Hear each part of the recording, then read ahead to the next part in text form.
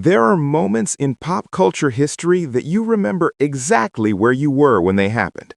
The moment Michael Jackson moonwalked for the first time, the moment Beyoncé dropped Lemonade, and on February the 9th, 2025, in front of 130 million people at the Caesars Superdome in New Orleans, the moment Kendrick Lamar looked straight into the camera, grinned like a man who had already won, and said, "Say, Drake, I hear you like them young." What followed was the most surgically humiliating 4 minutes in Super Bowl halftime show history, and that is not an exaggeration.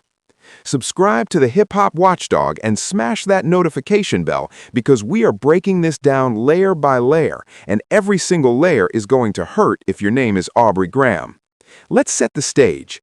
Kendrick Lamar made history that night by becoming the first solo hip-hop artist to ever headline the Super Bowl halftime show.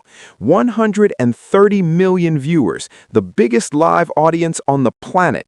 And Kendrick didn't use that platform to play it safe. He used it to finish a man. He opened with Squabble Up. He ran through Humble. He played DNA. The crowd was losing its mind from the jump. Samuel L. Jackson was on stage serving as a narrator, a one-man hype machine dressed to the nines.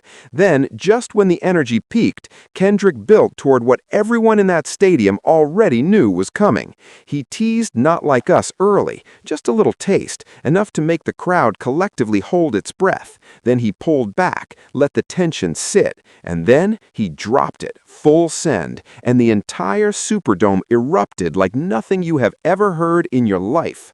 But here is where it stopped being a concert and became something personal, something surgical.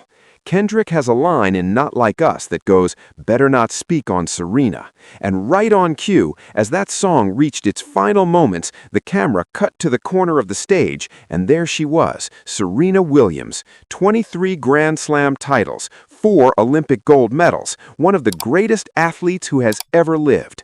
Drake's former girlfriend, crip-walking in a blue tennis skirt on national television while a diss track about her ex played to 130 million people. The internet did not survive that moment. It genuinely did not. Now let's talk about why this hit the way it did. Drake and Serena Williams reportedly dated in 2015. Drake was infatuated with that woman. He followed her from Wimbledon to Cincinnati to New York, sitting courtside, sitting in press conferences, trailing her around like a lost puppy with a platinum record. Then she chose Alexis Ohanian, and Drake, being Drake, never really let it go. He referenced her in his 2013 song Worst Behavior. He took shots at Ohanian in his 2022 track Middle of the Ocean, calling him a groupie. Alexis Ohanian, a man so unbothered he responded to the entire Super Bowl moment by posting a clip of the Philadelphia Eagles dancing to Not Like Us and writing, "This is bigger than the music." And then there's also SZA on that stage. SZA, who briefly dated Drake back in 2009. Kendrick brought out both of them, both of Drake's exes, on one stage at the Super Bowl while performing a song that calls him a predator and a fraud. And now, here is the part that makes this even richer. Serena later told Time magazine that none of it was shade toward Drake. "Absolutely not," she said. "I would never do that. I have never had negative feelings toward him." And look, maybe she means that. She also said she wasn't even fully thinking about Drake that night. She and Alexis were more focused on getting Taylor Swift's autograph for their daughter.